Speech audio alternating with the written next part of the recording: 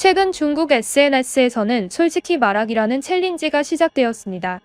이것은 해시태그로 달리면서 많은 중국인들이 SNS에 글을 올렸는데요. 이는 하나의 작은 운동 같은 것입니다.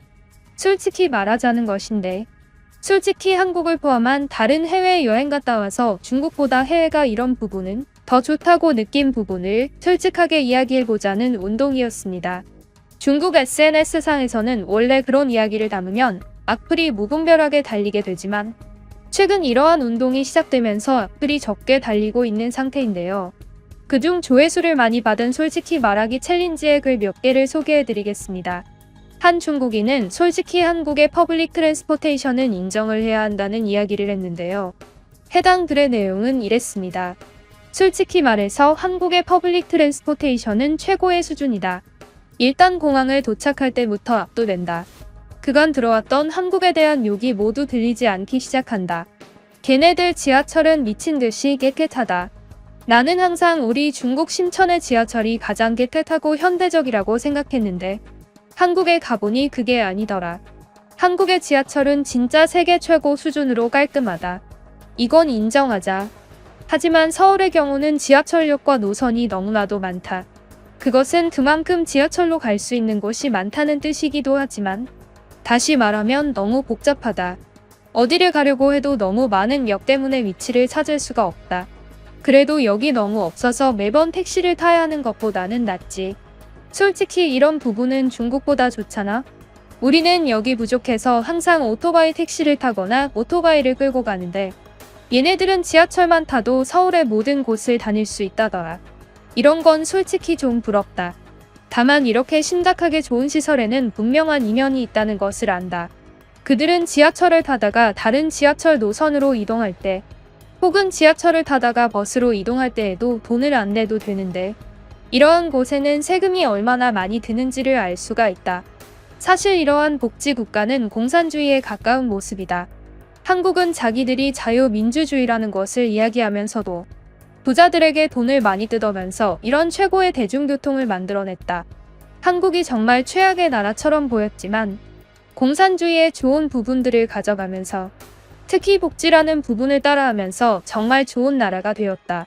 이것 하나만큼은 우리가 인정을 해야만 한다. 이것 말고도 외국에 나가본 사람들은 솔직히 말해보자. 라는 글이었습니다. 또 다른 글은 이러한 내용을 담았는데요. 해당 글은 일본과 한국을 중국에 비교했습니다. 해당 글의 내용은 이러했는데요. 내가 일본이랑 한국에 가보니까 진짜 왜 사람들이 중국만 욕하는지 알겠더라. 일본 사람들이랑 한국 사람들은 줄 서는 문화가 미쳤다. 일본인이랑 한국인은 또 엄청 다르다. 일본인들은 줄 서는 것에 완전 미친 사람들이다. 그 사람들은 줄을 쭉 서다가 만약 줄이 너무 길어져서 사람들이 지나다니는 도보까지 침범하게 된다면 그 줄을 끊고 저 멀리 도보가 아닌 곳에서 다시 그 줄을 시작한다. 이런 미친 줄 문화가 일본에는 뿌리 깊게 박혀 있다. 한국의 줄 문화는 또 이거랑 엄청 다르다. 한국은 줄을 길게 서게 되는 경우가 거의 없다. 한국은 거의 대부분 줄을 서더라도 줄이 엄청나게 빨리 줄어든다. 진짜다. 일본에서 줄이 줄어드는 속도의 5배는 빠른 것 같다. 다만 한국인들은 줄이 너무 길게 늘어져 있으면 그냥 그 줄에 합류하려고 하지 않고 포기하는 경우가 많은 것 같다. 하지만 일본인들은 달라. 일본인들은 줄이 얼마나 길게 늘어져 있든 무조건 줄을 서려고 하는 경향이 있지. 하지만 우리 중국을 봐. 너무 다르잖아. 이 글을 읽고 있는 중국 애들 한번 과거를 되돌아봐. 우리 인생에서 줄을 서봤던 적이 얼마나 있는지 기억나? 최근에 줄을 언제 서봤는지 기억나? 기억 안 나지? 나도 사실 일본과 한국 여행 갔을 때 말고는 중국에서 줄을 언제 서봤었는지 기억이 안 나. 이건 진짜 엄청나게 쪽팔려야 하는 거야. 중국 사람들은 일본이랑 한국에 가더라도 줄을 설 줄 모른다니까. 이래서 그런 거야. 외국인들이 우리 중국을 괜히 싫어하는 게 아니라고. 다 이런 이유가 있었던 거겠지. 이젠 진짜 솔직하게 말해보자. 또 솔직하게 말해볼 애들 있어. 라는 글이었습니다. 또 다른 한 중국인 네티즌은 중국인이 받는 오해에 대해서 솔직하게 말하였는데요. 해당 글의 내용은 이러했습니다. 중국인이 샤워를 자주 하지 않는 오해 때문에 기분이 많이 나빠. 사실 우리 어른 세대들이 그렇지. 20대 또래들은 전부 일주일에 한 번씩은 꼭 씻는다. 그런데 일본이나 한국 사람들은 일주일에 한 번 씻는 것이 더러운 것이라고 생각하더라. 정말 웃긴데. 그 사람들은 우리가 일주일 동안 손도 안 씻고 세수도 안 하는 줄 알기 때문이야. 우리는 이것에 대해서 외국인들에게 제대로 설명해줘야 할 필요가 있어. 우리는 보통 거의 매일 얼굴과 손을 씻는다. 우리는 사실상 거의 매일 아침마다 얼굴을 씻는다. 손도 거의 매일 저녁마다 씻는다고 생각하면 되지. 다들 그러잖아. 그리고 우리가 옷을 안 갈아입는다고 하는데 헛소리지. 청바지 같은 것들이 아니면 우리도 꼭 자주 갈아입는다. 우리는 몸에서 나는 냄새는 자연스러운 것으로 생각하지만 발 냄새에 대한 신경을 많이 쓰는 편이기 때문에 우리는 양말을 3일에 한 번은 꼭 갈아 신는다. 옷을 갈아입지는 않더라도 양말은 꼭 3일, 4일 이상 같은 양말을 신는 법은 없다. 솔직히 내가 유학 중에 봤던 일본인들과 한국인들이 더 더러웠다.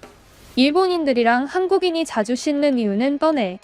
일단 일본인들은 남자의 경우는 항상 머리에 뭐 이상한 왁스를 엄청나게 발라댄다.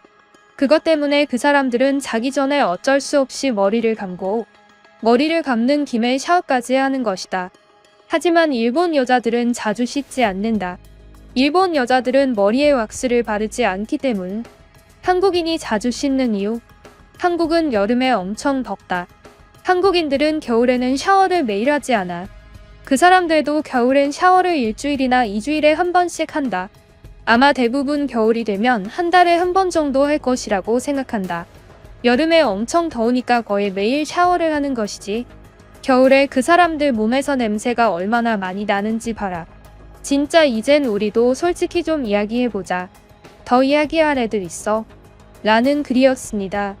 하지만 이 글을 소개한 영상에는 한 중국인이 반박하는 댓글을 달았는데요. 해당 댓글의 내용은 이러했습니다. 한국인이 겨울에는 3주에 한 번씩 씻는다고? 이건 뭔 말도 안 되는 소리지. 한국인들은 겨울엔 그냥 거의 씻지 않는다. 나는 실제로 그것을 본 적 있는데 나는 2년 전에 한국으로 여행을 간 적 있지. 그때는 겨울이었어. 그때는 코로나 바이러스가 한창 시작되던 쯤이었고 나는 한국에 가면 꼭 가보라던 공중 목욕탕을 가려고 했지. 하지만 이게 뭐야. 목욕탕이 망했다면서 문을 닫았더군.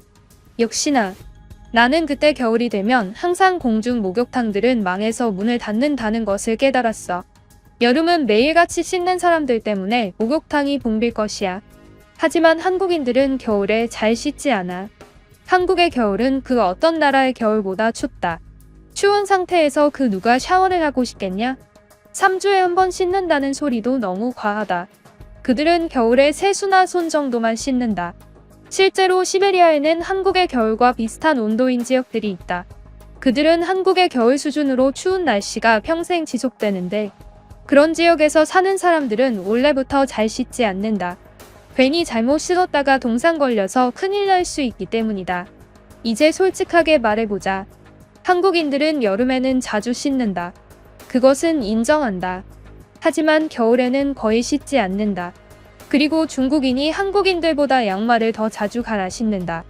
중국인은 양말이라면 3일에 한 번씩은 꼭 갈아 신는다. 중국인은 청바지가 아니라면 옷 한 개를 일주일 이상 입지 않는다. 일주일 가까이 입은 옷이 있다면 무조건 빨래를 돌린다. 청바지는 원래 몇 달간 입어도 상관없는 재질이다. 이제 솔직히 말해보자. 라는 댓글이었습니다. 정말 저는 이런 댓글을 보면 놀라운데요.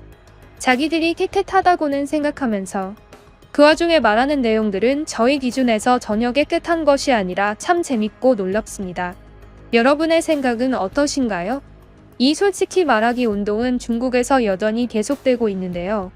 아주 큰 화제를 불러모으고 있는 것은 아니지만 점점 이 운동이 커져가는 느낌도 들긴 합니다.